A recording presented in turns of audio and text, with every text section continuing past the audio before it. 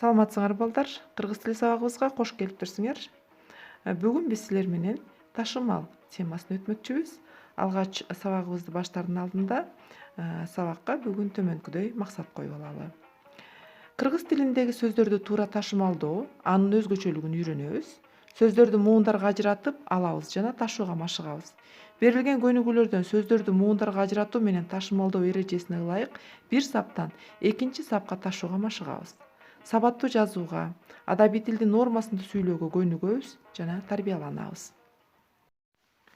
Сөздөр жаңы жолго муунга бөлүнүш тартиби боюнча ташылат. Мисал келтирип көрөлү. Таш кулаган жакка карадым деген сүйлөмдө куулаган.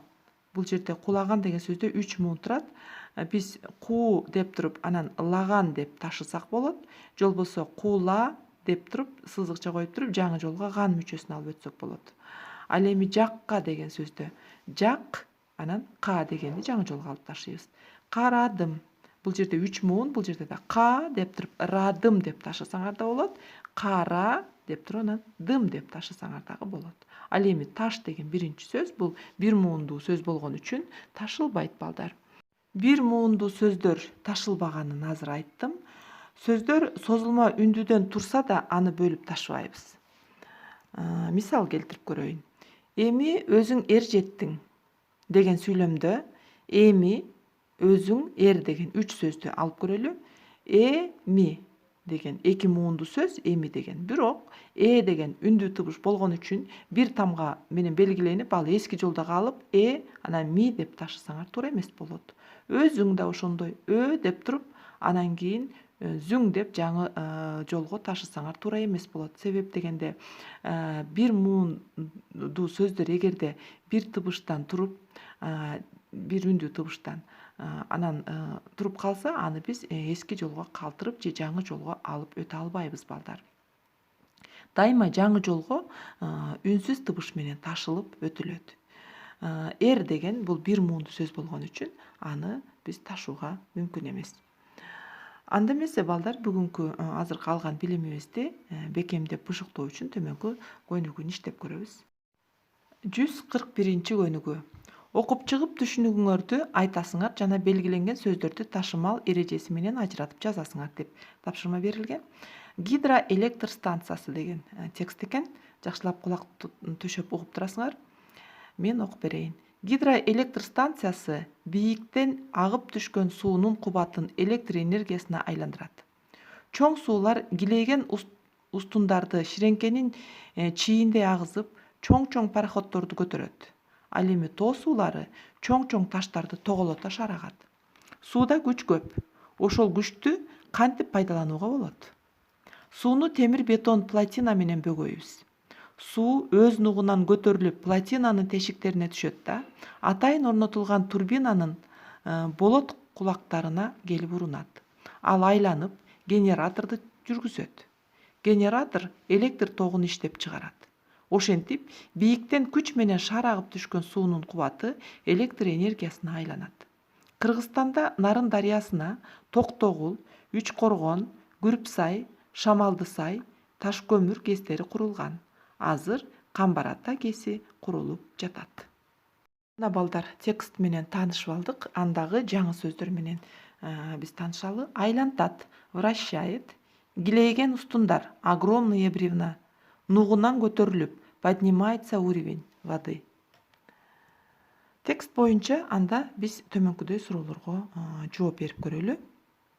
Кыргызстанда кандай кестер бар? Азыр эле окудук. Кыргызстанда Токтогул, Үч Коргон, Күрүпсай, Шамалдысай, Ташкөмүр кестери курулган. Экинчи суроо. Электр энергиясы кантип пайда болот?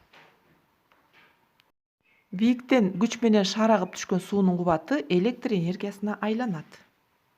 Үчүнчү суроого токтолобуз балдар. Кыргызстандагы КЭС каерде курулган? Нарын дарыясына курулганын баардыгыбыз билебиз. Кыргызстанда канча КЭС болсо ошолор Нарын дарыясына курулган балдар. Анда эмесе белгиленген сөздөрдү биз көчүрүп жазып алалы дагы, анан муундарга ажыраталык. Берилген сөздөрдү туура ташымалдайбыз деп биз туура муундарга бөлө алдык деп мен ишенем. Анда эмесе силердин бөлгөнүңөр боюнча бир сыйра текшерип көрөлүк. Суунун. Экинчиси айландырат.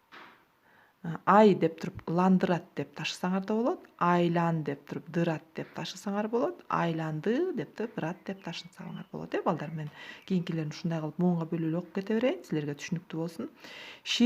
Ширеңкенин пароходдорду. Кийинкиси суулары. Бөгөйбүз. Атайын. Мына балдар, ушул жерде атайын деген сөздү карагыла. Атайын деген сөз өзү. Бирок мен жана айтканмын, а деген өзүнчө ташымалданганга болбойт бөлгөнгө. Ошон үчүн бир муунду сөз, бирок бир эле тыбыштан тургандыгы үчүн муну биз ата деп жазып туруп, анан йын деп ташысак болот. Чыгарат. Кубаты. Андан кийинкиси дарыясыны деген сөз. Дарыясына. Дарыя, анан сы, анан на деп бөлөбүз. Дары деп турган яны өзүнчө кылсак болбойт. Бул жерде бир эле тамга болуп калган үчүн. Ошон үчүн аны рыяны кошуп, эки муунду бириктирип туруп анан ташыйбыз бияка. Гестери. Бул жерде гес деген кыскартылган сөздөр дагы ташылбайт, балдар. Ал эми ошол кыскартылган сөздөргө уланган мүчөлөрдү биз ташысак болот. Мисалы, гес дегенден кийин тери деген мүчө турат го, ошону те деп туруп анан ри деген гесте ри деп ташысаңар болот. Же болбосо гес деп туруп тери деп жаңы жолго алып өтсөңөр болот. Атайы. Атайы дагы ошондой. А, анан та, ы өзү 3 муун. Бирок биз ата деп туруп анан йны жаңы жолго алып өтсөк болот. Орнотулган. Анан турбинанын.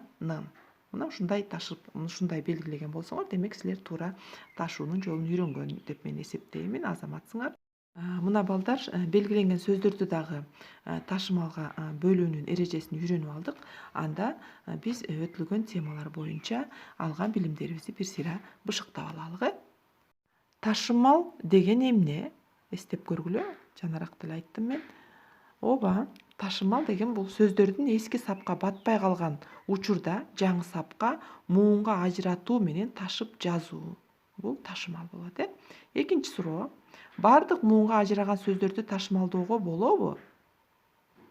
Бир муунду сөздөр ташылбайт, балдар. Анда эмесе силерге бүгүнкү сабакты жыйынтыктоо үчүн төмөнкүдөй эскерте кетейин бир негизги белгилерди.